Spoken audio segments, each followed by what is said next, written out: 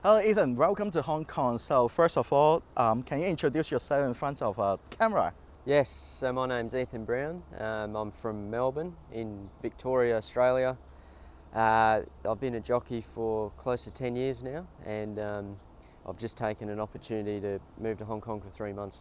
I know that you just celebrate your birthday in Hong Kong, so actually you look like very young. So why would you like to come to Hong Kong?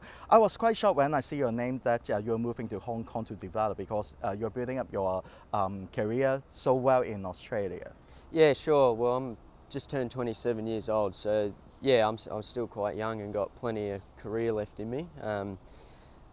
I just got an opportunity through successes in Australia, and the club reached out. Terry Bailey in particular reached out and offered me a 3-month contract here, which I found as a huge opportunity that I felt I needed to take and wanted to take. This time of year in Australia, I mean, it's the autumn carnivals finish, the spring carnivals, obviously, you know, horses are still spelling for that. Yeah. So it's probably the best time of year to come. It's not as an important time of year in Australia, so the timing of it worked great.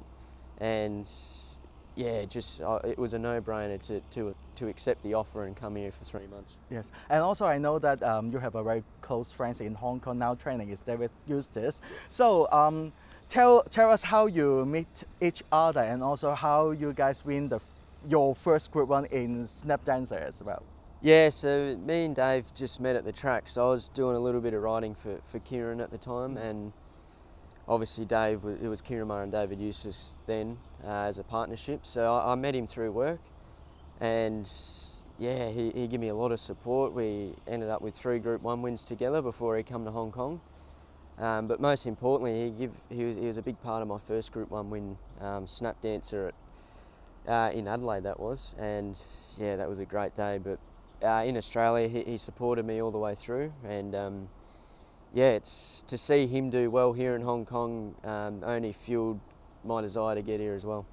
Yeah, for Kieran Murray will be not too good because he lose David Eustace and now lose a very good jockey, Ethan, right? So can you tell us, because I checked your racing background, that actually your family didn't get involved in racing at all, right? So how you get in touch with horses?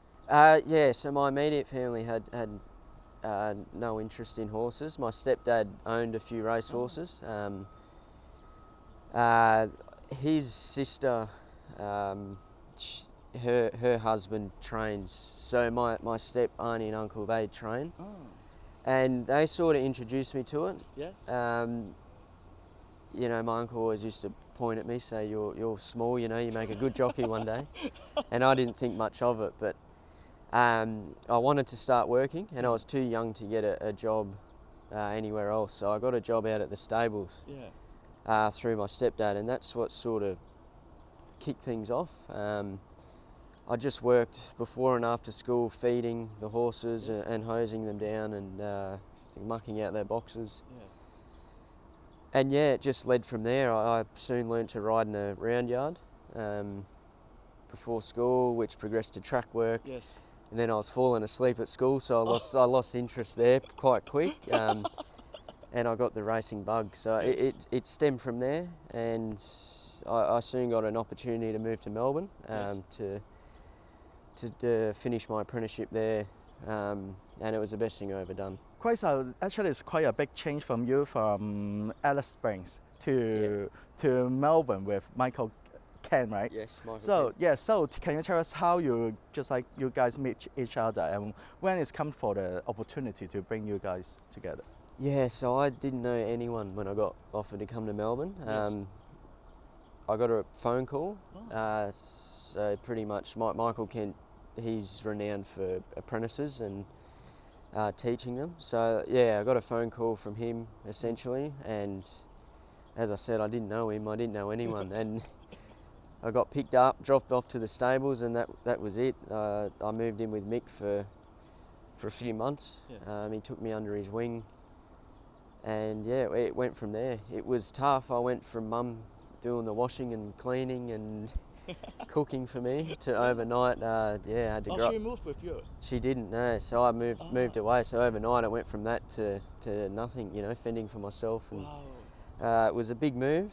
It made me grow up a lot. I battled a fair bit of homesickness, but I pushed through, and being able to push through those times makes stepping out of my comfort zone a bit easier. So moving here wasn't as tough. I mean, because I've experienced what it's you're like. Independent. Exactly, and it made me grow up quite quick. So yeah, what they say, what doesn't kill you make you stronger, I suppose. Yeah, but it's so strange for a youngsters because at your age you have a lot of alternative. You can be a soccer player, you can play TV games, go back to study. But why racing? Why are you so determined into horse racing? I'm not sure. I think it's just naturally in me. I did grow up racing motocross, so I've got a bit of competitiveness about me before I started horse racing. But I think just learning something new when I was younger, and I just got the bug for it. I just got addicted to trying to improve myself and better myself all the time. And I'm still exactly the same now. So I think that's why I sort of went down the horse racing path, and I did find my passion at quite a young age. Yes, coming to Hong Kong should be one of the biggest challenge in your life, because in Australia we all know that you can have an agent to handle the rights by him, but now you're in Hong Kong, you have to do everything on your own, and also just like our jockeys rank has been so good. So we have Seth Purton, Hugh Bowman, and also Joe Morella. So it's for a youngster, freshman, to come to Hong Kong, actually it's a real challenge.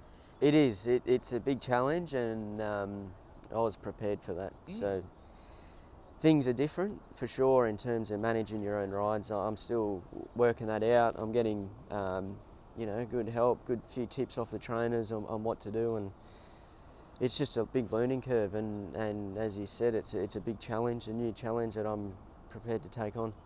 From Piona Park in Alice Springs to Melbourne, for example, Fremantle, and then to Sha Tin. When you see the young Ethan, what are the biggest changes? Just having how much I've grown up, probably the last few years. But yeah, I mean, as I said earlier, I'm always trying to better myself, especially my riding, like just always working on that, what I could have done. Big on reflecting on a meeting, and just self-improvement's huge. And I think from Pioneer Park to Melbourne to now is what's sort of taken me there. Yes. So also in our life we need a good mentor that can guide you to be successful, and then more important they point out into the right track. I'm sure Kieran White has been one of the most influential people in your life.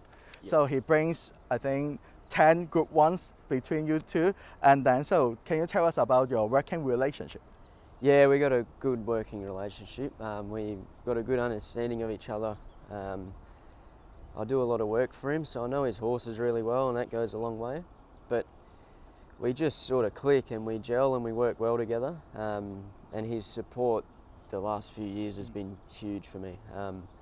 He's backed me time and time again. There's been times where, I've probably buggered things up, and he's just kept supporting me all the way through, which I'm really grateful for. And without that support, I wouldn't have been able to sort of improve myself as quickly as I have.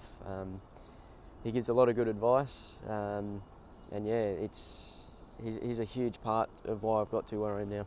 I think definitely you have one of the key elements to be successful as a sports person. We always go through up and downs.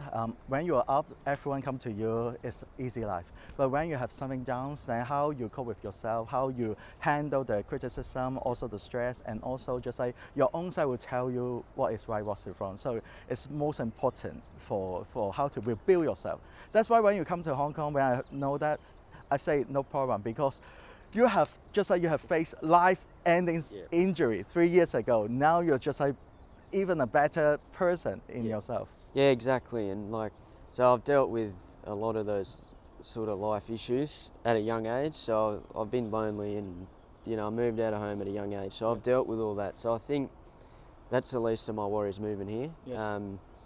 I can sort of put all that aside, and I know how to deal with that. So It seems like you like to take adventures. yeah. But now that I'm here, it's all focused on one thing, and that's just keeping my head down and trying to ride winners. Do you remember how emotional when you just like returned to racing after injury and winning the Group 1 in Mornington Glory? Yeah, that was huge.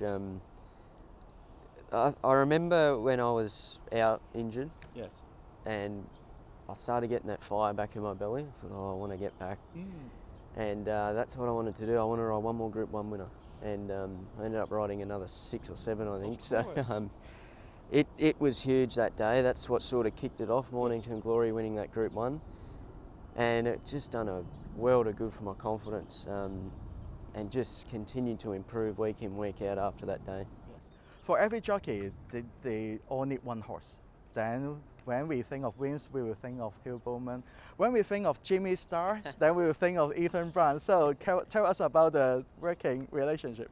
Oh, Jimmy, he's a beauty. Yeah. I've had a bit to do with him. Even when I wasn't his regular rider, I sat on him a couple of times, and he was hard work, to be honest. Oh. Yeah, he was pretty hot horse, but he's just gotten better each prep, and he knows what it's about now. But to have a horse like him at a young age is huge. Something I'm very grateful for. He's essentially put me on the map, along with his owners, who have been big supporters of mine. So, God bless Jimmy. He's been so good for me. So, if you have a chance to thank 3 people overall in your life, can you name them? Thank 3. Well, Mum and Dad, obviously, and my stepdad. So immediate family. Kieran Ma, Michael Kent. I'll get myself into trouble here because So many people. there's so many people, but yeah, look, I just Mum and Dad and stepdad to start off with. I mean, Can you name them? Yeah, so Sonia is my mother, Yeah. Ronnie's my stepdad, and Paul's my father. So they've, from a young age, they've guided me through and you know, helped me a lot through life. And without them, I wouldn't have got to where I am now. So can you advise the youngsters, do you have any motto or any phrase that to keep you motivating? Yeah, I've always been told in life, the harder you work, the luckier you get. My old man told me that. And if you want it bad enough, you'll get it. So just keep at it, work hard, and keep your mind focused on the one thing, and you know, you'll attract the right things to you. Last but not least, I just read the article. I don't understand. So why do people call you Separaton 2.0? Is he your idol, or is that why you are not Hill Bowman 2.0? Why Separaton? I'm not too sure where that one come from. Obviously, Zach's he's a great rider and someone I look up to when I was younger, and to be able to competing with him, that's great. But yeah, look, I feel like I'm myself. You know, that's all I'm focused on. I just always am trying to improve myself. Yeah, I'm not sure where the Zach 2.0. We're a long way off being Zach 2.0, but yeah, hopefully one day we're half as good as that, and we'll be. No worries. After this interview, hope every Hong Kong racing fan will know Ethan Brown 1.0 only a year. That's it. I wish you all the very best and keep winning. Thank you very much. Cheers.